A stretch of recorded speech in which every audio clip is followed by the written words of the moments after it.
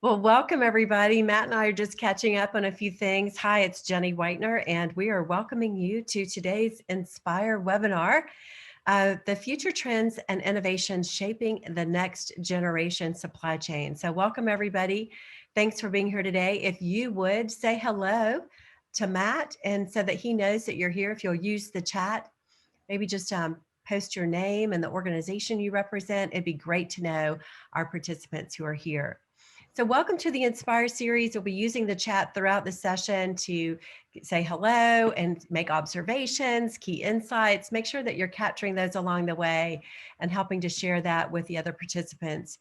Bridge Innovate is thrilled to bring to you the Inspire series. It's where we invite leaders from a cross-section of industry to share inspirational stories, innovations, and tips to help us all as we navigate the future. Bridge Innovate is a business innovation firm, and we are thrilled that you are now part of our community. Let's continue on. At Bridge, a couple things to know about us, if you're new to Bridge Innovate, is that we believe partnerships are built on integrity. We also feel that there's an extraordinary power of collective wisdom, like we're doing today and hearing from Matt, and that human-centered design is a competitive advantage along with foresight, which helps us to look at future trends to build even more provocative, innovative solutions. And of course, all this comes to life when we always give back and embrace our innovation for good activities like Bright Spark and some of the webinar series and things that we do for social good. So welcome to our community. Without further ado, I'd like to introduce today our speaker, Matt McLelland. Matt is the innovation strategist for Covenant Logistics. We are thrilled to welcome him back. He dazzled us last year, some amazing insights and innovation. And so we're thrilled that he's back with us again in 2021. Many of you may know Matt. He's been an extraordinary, thought-provoking contributor to our innovation community here in our region and in the United States. Generally, he's a well-known speaker at many conferences. He has a strong background in technology with over 20 years coming from that background, coming into innovation, and as a UGA bulldog. So we're thrilled that he's with us. Many of you who may know Matt also think of him as a senior adventurer, where he's done extraordinary venture series sort of on his own with his family and his famous modified van. So he lives innovation every day. And Matt, welcome to our Inspire series, and thank you for sharing with us today. Hey, thanks, Jenny. Everybody can see me and everybody can hear me. Great. So what I'm going to talk about today for maybe about 15, maybe 20 minutes and take some questions is a presentation I've actually given several times in the last few weeks called The Next Big Thing. And for those of you that know me, and I think a lot of you are, as I can see on the participant list, I work for a logistics company. So this conversation is going to be very specific to the supply chain. And there's so many things going on right now. I could list 100 next big things, but really for the sake of this, I'm going to limit it to 5. And you know, we can talk a little bit more in detail about it afterwards. I'm going to breeze through a lot of these. Any one of these could have its individual standalone presentation. This first one that I want to talk about is called corporate social. Oh. Can you bring your screen down a little bit? We're missing your full face. Sorry to interject. That's because I bumped it. There we go. There we go. Okay, good. Better. So the first one that I want to talk about is something that I have been very passionate about. I spoke about this last year, Jenny, to your group. We did an entire presentation on corporate social responsibility. Most of you've heard, or some of you have heard me talk about this before, but in case you haven't, today, most organizations communicate their values, you know, beyond what they do. You know, we make things, we deliver things, we service things, we make food. Today, most organizations communicate their values beyond that in the form of things like mission statements or guiding principles or corporate values. But that trend is now changing to be something more called corporate social responsibility. And basically what that is where your company is in a combination of people, planet, and profit. So if you think of planet as being things like sustainability, profit being we still have to continue to make money, and people being, who you are, things like diversity, things like inclusion, things like where you are with corporate stewardship. Does your company give money away? Do they support certain types of initiatives? What are you doing in your local community? Where your company is on this is starting to be really big. And for companies like ours, where we burn 46 million gallons of diesel fuel a year, the sustainability and the environmental piece is becoming really important to us. And a lot of our customers are asking us about, what sort of things are we doing to reduce our carbon footprint? I'll talk a little bit more about that in a second. In addition to just proactively providing a position on this, we're starting to see some potential regulatory initiatives coming out soon where they might actually make public companies like us talk about this sort of thing in documents like our 10K that's filed annually and then updated 4 times a year. What's interesting is when you really start peeling back the layers of this, sustainability and some of these initiatives that aren't necessarily tied to profit, what's interesting is a lot of customers are willing to pay more for products and services that come from companies that are sort of doing the right thing. This is an article that was on the BBC a few days ago about Maersk, the CEO of Maersk. He's in their large shipping line, where they said customers would be willing to pay a little bit more if they knew the company was doing something to tackle climate change. And so this is something very interesting that we're following. Another thing that is really interesting about CSR is millennials that we're interviewing now are starting to interview us. They're wanting to know, before they even accept a job, what sort of things are we doing in these different areas. I interviewed someone a month ago who had detailed questions about, like, you're a trucking company. What are you doing to reduce your carbon footprint? It was a great conversation. We ended up hiring the guy, but again, it was one of the first times that somebody had interviewed me as much as I interviewed them. So the first of my next big thing is corporate social responsibility. You should definitely go research a little bit more about that if you don't already know. It's a fascinating area. But we only have a few minutes, so I'm going to move on to the next thing: decarbonization of freight. So this is the idea of companies like us. A lot has to happen in order for goods and services to end up at our home. And most of the time it involves a train, a truck, a ship, an airplane. And so for those of us in that business, figuring out a way to reduce carbon emission is huge. As a diesel provider, this is the world that we have lived in ever since our inception, diesel fuel. But now we're starting to see viable alternatives to that. These are just a couple of recent articles about consumer vehicles: GM to phase out gas and diesel powered vehicles, California banning gas powered cars starting in 2035. These are very aggressive goals. I could poke holes in both of these, but I think it's good. I think it's great to have kind of moonshot goals. If you don't have something on the calendar, you tend to sort of let things slip by. So I think these are great initiatives. And for those of us in the trucking market, we really feel like the future is electric. This is Roger Nielsen, the soon-to-be ex-CEO of Daimler, which is Freightliner, the largest OEM truck maker in the United States. It's where we buy most of our trucks. And I watched him give this presentation 2 years ago, where he talked extensively about their company's roadmap for electric vehicles. In my role as an innovation strategist, we've looked at ethanol, hydrogen, natural gas, propane. We've looked at a couple of other kind of crazy technologies, but really electricity and hydrogen are the ones that show the most promise. Hydrogen is a little farther out there on the horizon, largely because of its availability and its expense and difficult to transport. But these are, we really feel like electric is going to be the next thing. This is a really nerdy slide, but I put it in here just kind of at the last minute because I wanted to show you on the right-hand side of the screen, diesel-powered trucks are 13% efficient. Electric-powered trucks are 73% efficient. And again, I could talk for days about the pros and cons of each of these. At the end of the day, the future is going to be electric, and the electrification of a fleet like ours over time is going to have a huge impact on carbon output. Over the last couple of months, I've been in extensive conversations with each of these leading OEM manufacturers. Many of you recognize Kenworth, Volvo, Tesla, Peterbilt, even Nikola. We have several customers that are willing to pay a premium for us to put an electric truck into the work that we do for them.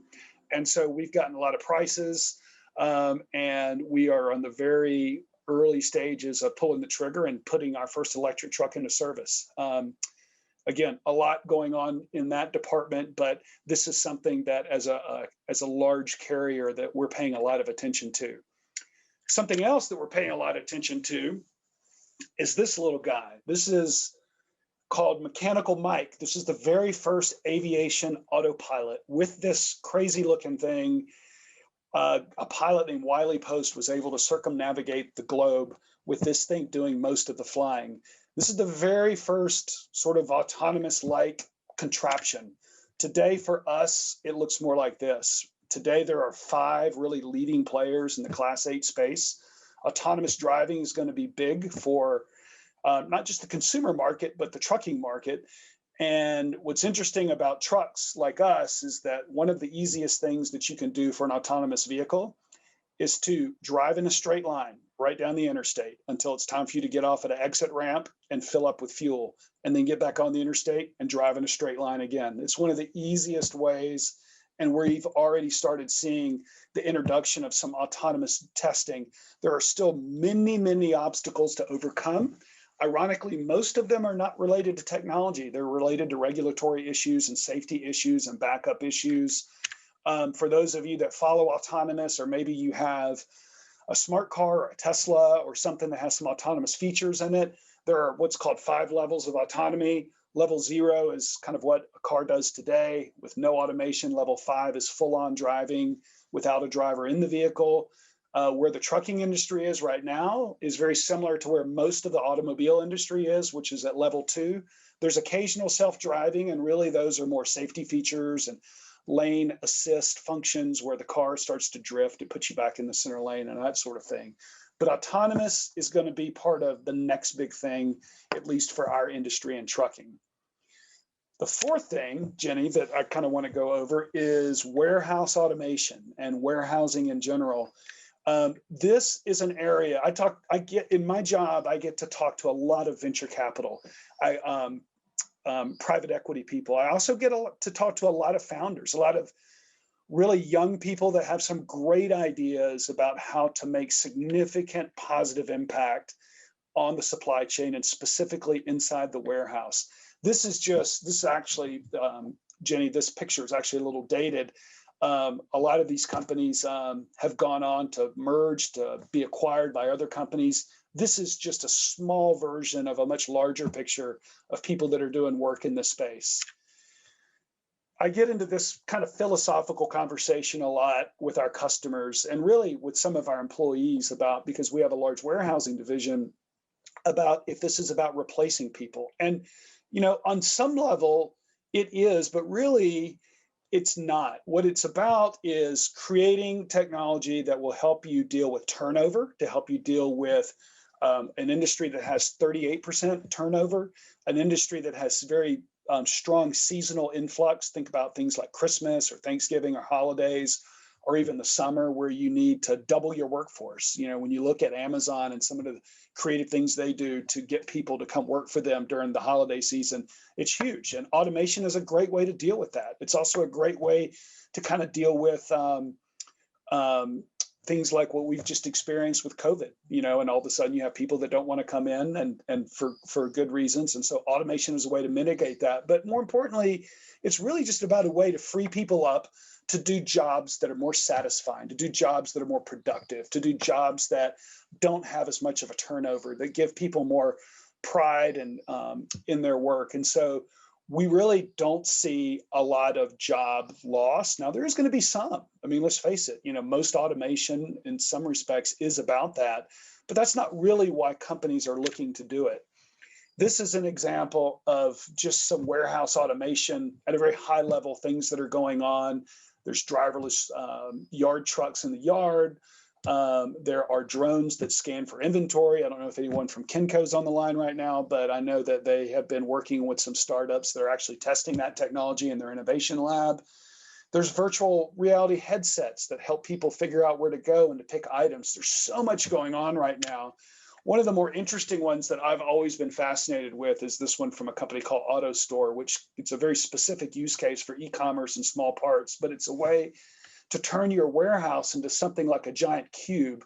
You can reduce 20,000 square feet into 5,000 square feet and have these little robots that are constantly driving around, picking up boxes, delivering them to an area where an order picker will take the item out, put it in a box, sends it on to the shipping area, and then these robots go back and start picking the next item.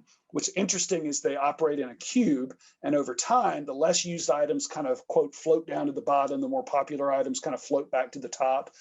And the real beauty of it is when you want to increase your warehouse because you've got more SKUs or more parts, you can easily increase the size of this operation without necessarily having to hire new people.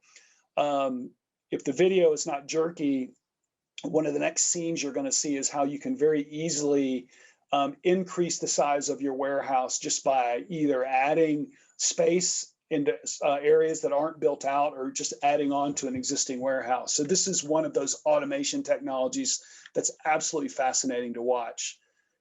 This actually shows what I was talking about, the construction of or addition of a warehouse so that you can increase the size of this. We're actually going to be seeing one of these operations in Chattanooga very soon.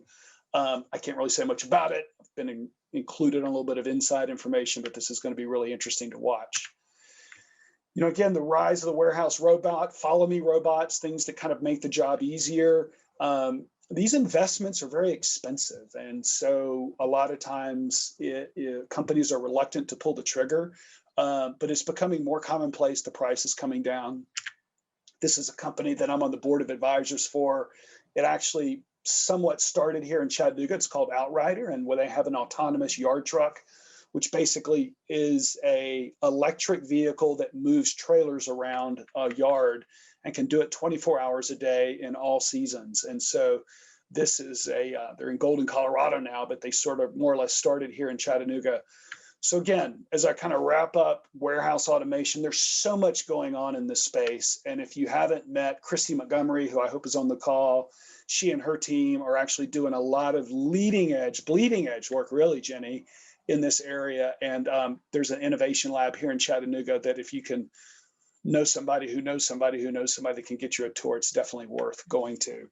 And so the next piece that I'm going to end with is what I call the future of work. Now, this is interesting because it's not specifically related to the supply chain, but and when you think about the future of work, we think about COVID. We think about working from home, like what I'm doing right now, what Jenny's doing right now. And really, it's bigger than that because it's not just about working from home.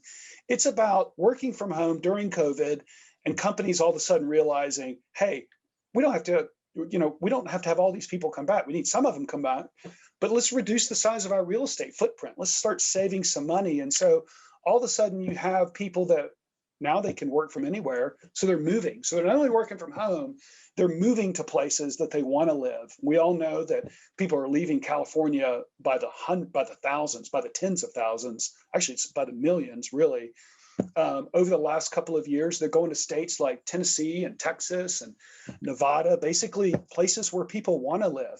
In fact, there's this whole culture of people called digital nomads that work remotely. This girl at the top, I actually met her in a campsite one time. She's a virtual assistant for 2 CEOs in Silicon Valley. So she does their schedules. She's constantly in touch with them, and she's always on the road.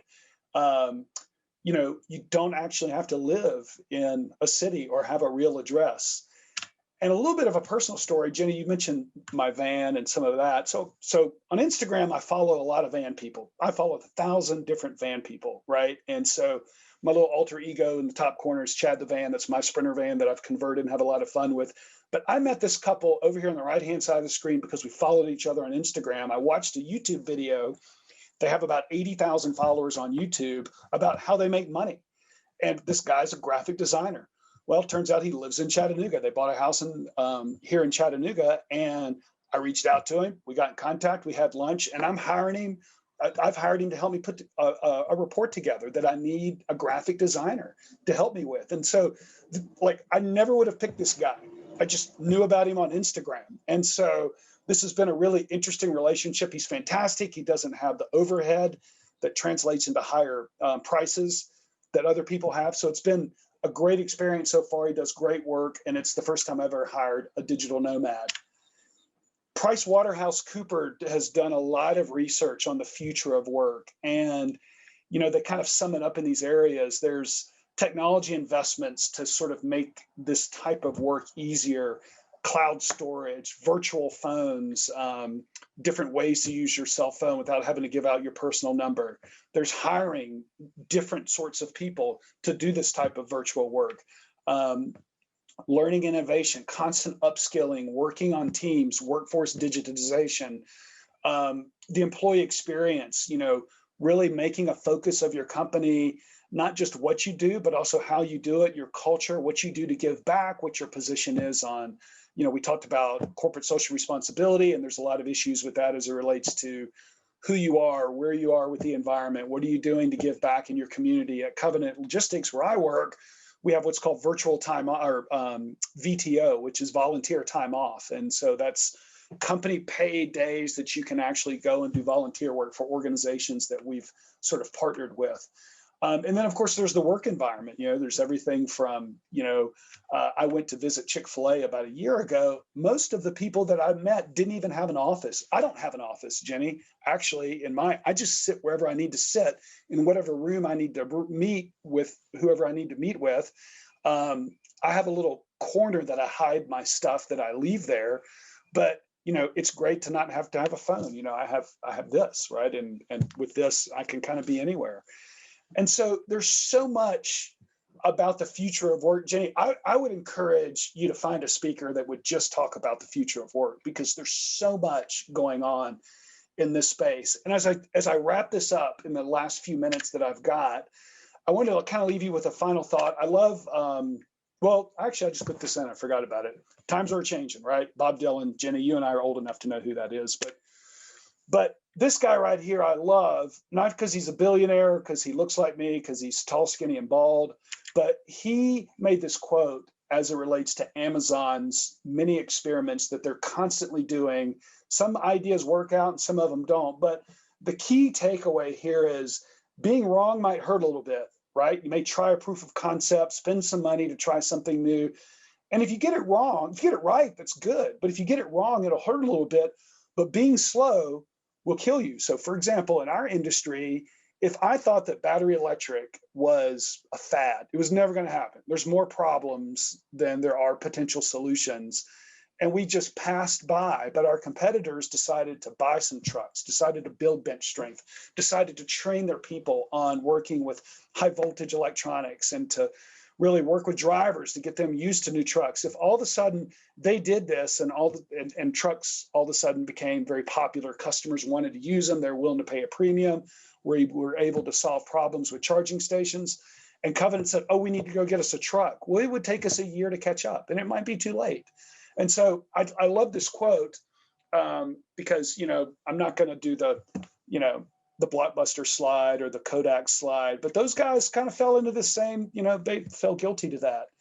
So with that, I can't believe it's already 5 minutes to 12, but, those are just 5 trends that we're paying a lot of attention to.